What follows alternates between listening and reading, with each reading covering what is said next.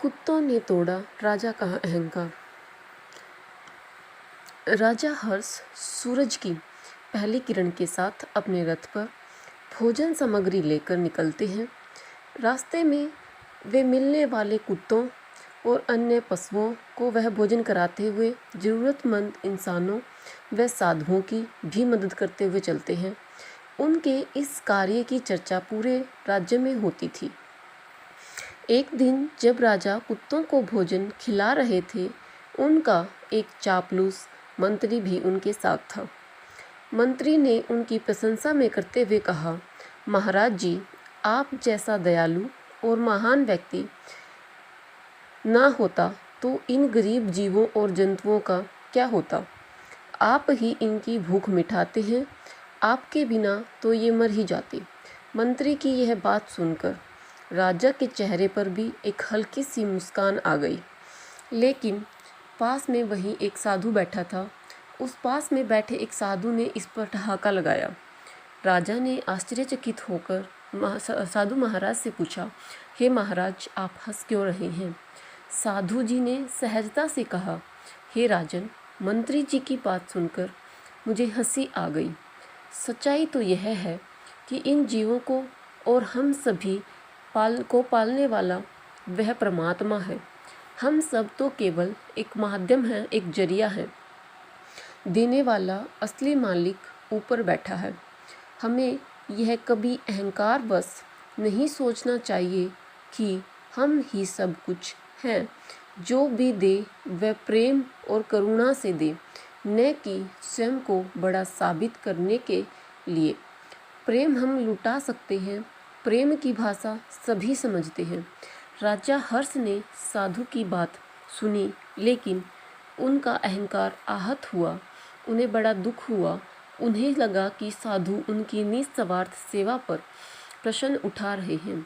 साधु की हंसी और उनके शब्द अहंकारवश नहीं, प्रेमवश बांटना चाहिए, राजा के मन में घर कर गई। राजा मन ही मन इसी बारे में सोच रहा था। तभी राजा ने मन ही मन ठान लिया कि वे यह सिद्ध करेंगे कि उनके न देने से इन पशुओं और ज़रूरतमंद इंसानों का क्या होता है। अगले दिन राजा ने भोजन सामग्री को रथ पर रखा तो जरूर, लेकिन किसी को कुछ दिया नहीं। रास्ते में कुत्ते उनके रथ के पीछे दौड़ते रहे, लेकिन राजा ने उनकी ओर ध्यान ही नहीं दिया। भूखे इंसान और साधु की ओर भी राजा ने ध्यान नहीं दिया। उन्होंने यह ठान लिया था कि अपने मन में ठान लिया था कि बिना किसी को खिलाए आज वापस लौट जाएंगे, ताकि यह सिद्ध कर सकें कि उनके न देने से पशु और मनुष्य कैसे परेशान होते हैं। अगले दिन भी ऐसा ही हुआ। कुत्तों ने रथ का पीछा किया, लेकिन राजा ने अपने मन को कठोर बनाए रखा। और कुछ दिन बीतने के बाद राजा ने देखा कि कुत्ते अब कमज़ोर और थके हुए दिखने लगे थे। फिर एक दिन जब राजा रथ पर निकल रहे थे, उन्होंने देखा कि साधु आज भी उसी मार्ग पर बैठे हुए थे। राजा ने सोचा कि अब साधु से सामना करना चाहिए और उन्हें दिखाया जाना चाहिए कि उनकी बात गलत थी और मैं सही था।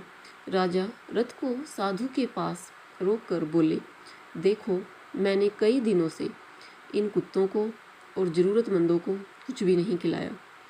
क्या अब यह नहीं प्रमाणित करता कि मैं ही इनका पालन पोषण करता था? तुम्हारी बात कि सब कुछ ऊपर वाला करता है, आज मैंने गलत साबित कर दी। साधु महाराज मुस्कुराए और बोले, हे राजन, क्या आपने यह देखा कि जब दिनों इन कुत्तों का पेट कैसे भरा? राजा बोला, यह तो आप ही देख सकते हैं कि ये कुत्ते कितने दुर्बल हो गए हैं। कुछ दिन और भरपेट भोजन ना मिला तो इनकी मृत्यु निश्चित है। साधु ने शांत स्वर में कहा, मृत्यु और जीवन दोनों ही उस परमात्मा के हाथों में है। अगर इस तरह से इनके प्राण जाने हैं तो यह भी उसका लिखा होगा। मैं फिर कहता हूँ, हे राजन, आप प्रेम बांटें।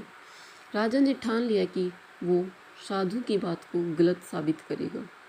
अगले दिन राजा हर्ष अपने रथ पर भोजन सामग्री लेकर हमेशा की तरह निकले।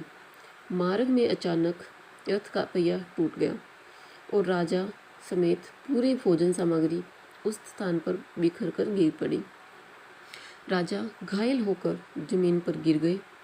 उनके पीछे पीछे जो कुत्ते चल रहे थे, जो दौड़ रहे थे खाने के लिए, यह देखकर तुरंत राजा के पास आकर खड़े हो गए।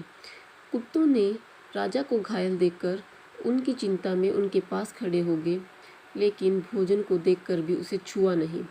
वे राजा के चारों ओर खड़े होकर उसकी चिंता में घबराए हुए से लग रहे थे। यह दृश्य देखकर राजा चकित हो गए। उसी समय साधु धीरे धीरे चलते हुए वहां पहुंचे तो राजा को देखकर साधु महाराज ने उनसे कहा, हे राजन, देखो, भोजन गिरा देखकर भी इन कुत्तों ने इसे छुआ तक नहीं। इसके बजाय ये सभी तुम्हारे पास आकर खड़े हो गए हैं, क्योंकि ये तुम्हारी चिंता कर रहे हैं।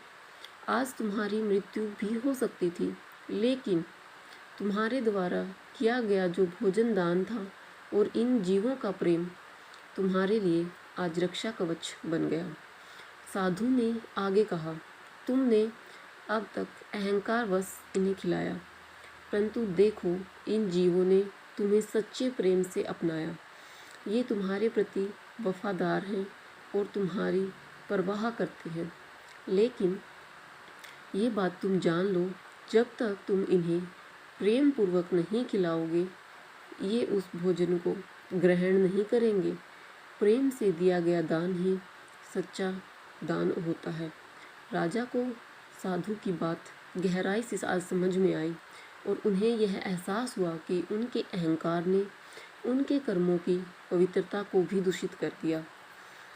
उन्होंने इसके लिए साधु से क्षमा मांगी और प्रण लिया कि अब से वो हर एक किसी को प्रेम और करुणा के साथ सहायता करेंगे। उस दिन के बाद राजा का व्यवहार पूरी तरह से बदल गया। उन्होंने प्रेम और निस्वार्थ सेवा को अपना धर्म बना लिया।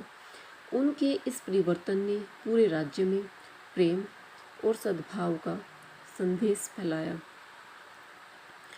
दोस्तों, आपको यह कहानी कैसी लगी हमें कमेंट करके ज़रूर बताएं। इसी तरह की अच्छी कहानियाँ और शिक्षाप्रद कहानियाँ आप यहाँ पर पढ़ सकते हैं। हम इसी तरह से और भी कहानियाँ आपके लिए लेकर आएंगे।